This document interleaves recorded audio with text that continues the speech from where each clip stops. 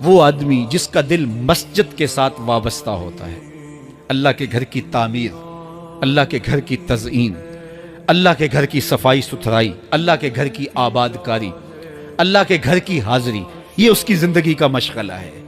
مسجد کے ساتھ وابستہ ہے، اس کو جنون ہے اللہ کا گھر خوبصورت ہو، اس کو جنون ہے اللہ کے گھر میں رونق ہو، اس کو جنون ہے کہ اللہ کے گھر میں صفائی ستھرائی ہو، پاکیزگی ہو، لوگوں کا آنا ہو اور لوگوں کا مسجد سے ربط ہو، اور مسجد کی حفاظت اس نے اپنے ذمے لی ہوئی ہے، مسجد کے کام وہ غلاموں کی طرح کرتا ہے۔ سنو سنو، میرے حضور نے فرمایا قیامت کے دن اللہ اسے اپنے عرش کا ٹھنڈا سایہ عطا فرمائے گا۔ فرمایا کچھ لوگ مسجدوں کی میخیں ہوتی ہیں، جس طرح لکڑی میں کیل ٹھک جاتا ہے وہ بھی مسجد میں یوں ٹھک جاتے ہیں، جب بھی تلاش کرو مسجد میں ملیں گے۔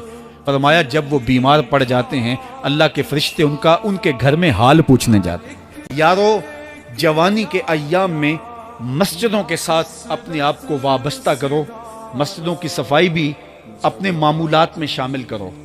جس طرح آپ اپنے معمولات بتاتے ہیں کہ ویکینڈ پہ میں یہ کرتا ہوں، روزانہ کی میری جو ہے وہ ترتیب یہ ہے، مہینے کے بعد ایک مرتبہ یہ تفصیلی کام کرتا ہوں، اپنی زندگی میں مہینے بعد، 8 دن بعد، یا جب آپ کو فرصت ہو، مسجد کی صفائی کا اپنے اوپر ذمہ لو۔ کسی بھی مسجد میں چلے جاؤ، اس کو صاف کرو۔ جب تم اللہ کے گھر کو دھو گے، اللہ تمہارے دل کو دھو دے گا، تمہارے دل کو اللہ پاک کر دے گا۔